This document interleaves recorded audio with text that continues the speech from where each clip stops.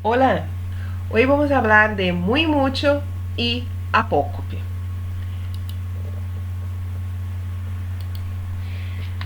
Muy mucho sirven para expressar vamos marcar aqui, uma quantidade imprecisa, com sentido de aumentativo, quer dizer, em função de intensificar. O muy é um advérbio, sim, tem o mesmo valor de significado como mucho, que quer dizer muito do português. O muy sempre será utilizado antes de adjetivo, de advérbio ou de um verbo conjugado em particípio, com a função de intensificar. Intensificar só o verbo no particípio? Não. Intensificar também o adjetivo e o advérbio. E um detalhe muito importante, ele é invariável, ou seja, ele não flexiona nem gênero nem número. E aí um exemplo aqui, ó, Luciana é muito inteligente.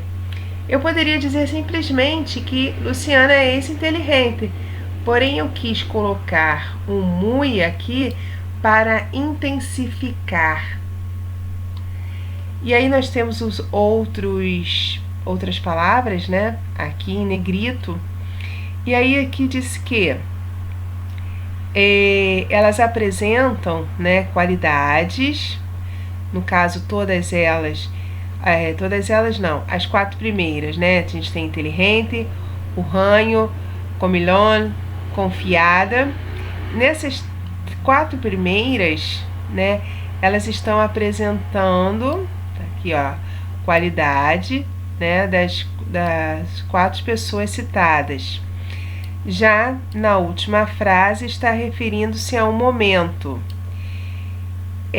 Quer dizer que as 4 primeiras palavras destacadas são adjetivas e a última advérbio, que é temprano, advérbio de tempo. Atenção, agora isso aqui é muito importante, muito mesmo. Lembra que eu sempre digo, quando tiver orro,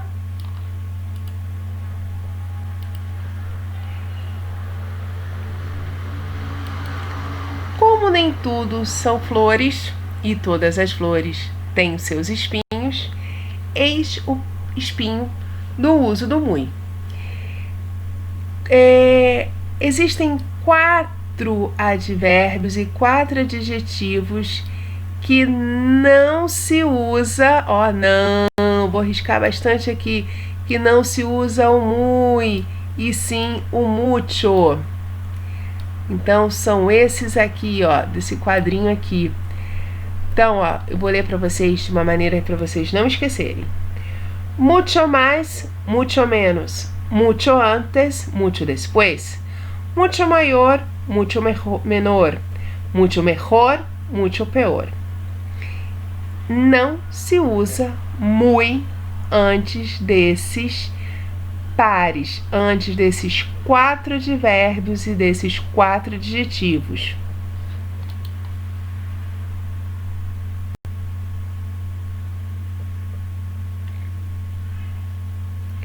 E aí um outro detalhe importante. No caso de mucho mais, mucho menos, mais um substantivo, esse mucho deve concordar com o substantivo em gênero e número.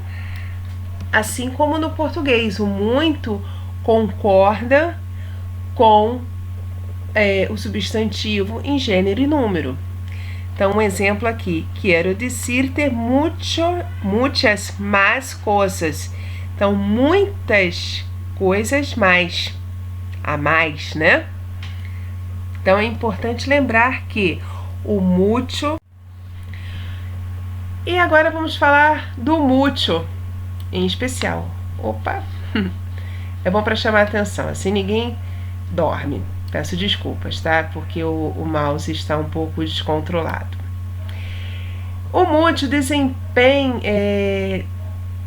desempenha no rol, né, de adjetivo quando intensifica, adjetivo, quando intensifica o substantivo, e advérbio, quando se enfatiza um verbo. Se flexiona em gênero e número, pois acompanha o substantivo e geralmente vem antes desse, quer dizer, do substantivo, e depois do verbo. Então, antes do substantivo e depois do verbo. Então, nós temos aqui: em este bairro hay muitas viviendas hermosas. Vivienda é substantivo, então vai concordar com viviendas. Paco come mucha comida chatarra.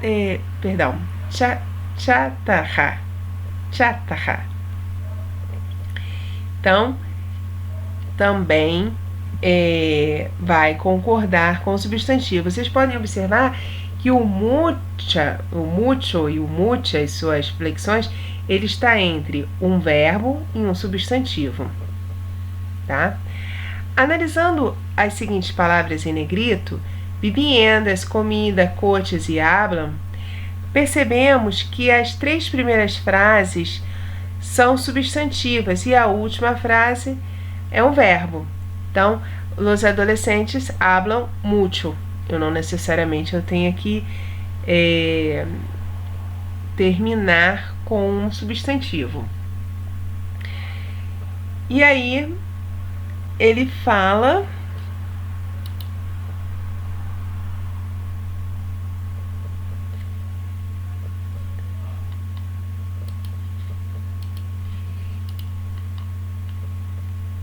ele me diz o que também, que a palavra mucho acompanha em gênero e número, quer dizer, ela vai flexionar em gênero e número, tá? Igualzinho muito do português. Atenção, morro ao uso de muy mucho. Vamos lá. Mis amigos Denis, Marcelo y Marcia hablan mucho en español. Mis amigos Denis, Marcelo y Marcia hablan muy bien el español. En España hace mucho frío. Espanha es muy fría en invierno. Analisando as frases, podemos observar que a primeira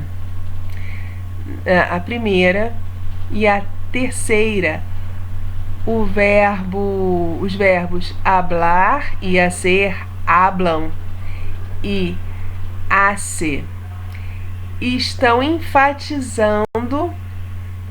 sendo enfatizados. E por isso usamos o mucho, certo? Já na segunda e na quarta frase, a palavra bien e fria são advérbios. Um é advérbio e o outro é adjetivo, respectivamente. Então, nós temos bien, que é advérbio, e fria, que é o adjetivo. Então, por isso, eles estão sendo enfatizados pelo muy. Então, vamos marcar aqui que eu tendo um adjetivo e um advérbio, eu tenho para enfatizar, utilizar o muy. E no caso aqui, de verbos, ele vai ser enfatizado pelo mucho. Deu para entender? Espero que sim, hein? Se não entendeu, escreva para mim. Apócope, nome diferente. Então, apocopar, aí ficou mais intrigante. Apocopar palavras que sofrem apócope quer dizer que há uma redução em uma letra ou até mesmo em uma sílaba da palavra. Quando isso vai acontecer? quando ela vier antes de um substantivo. Na maioria dos casos, tá? Na maioria dos casos, quando for antes do substantivo. A apócope também pode ocorrer antes de adjetivos e de alguns advérbios.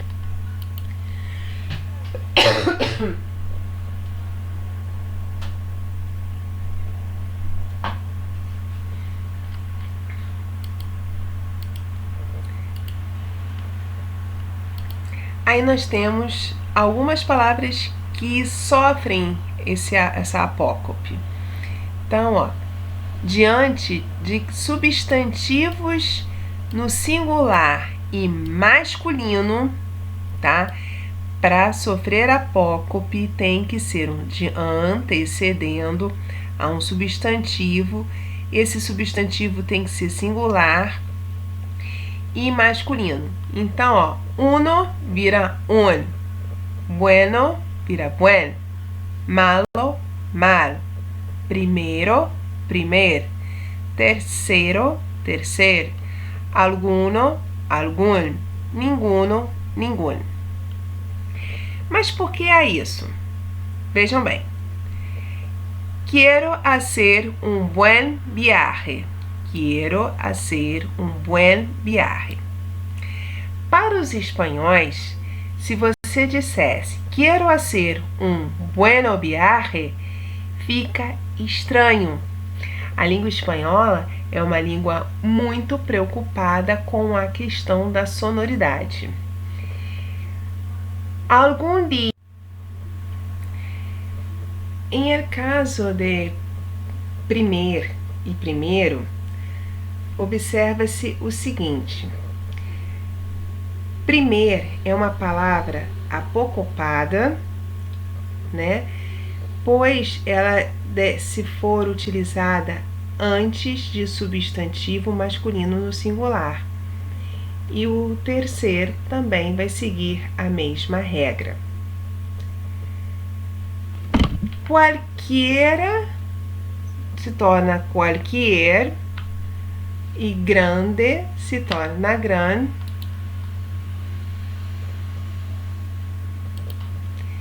Diante de substantivos singular, sejam eles no masculino ou no feminino, mas o importante é que estejam no singular. Qualquieras se torna qualquer, sempre diante agora o substantivo está no plural, mas ele pode ser plural masculino ou plural do feminino.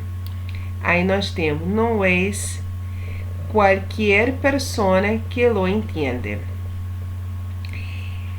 Para a palavra siento se transforma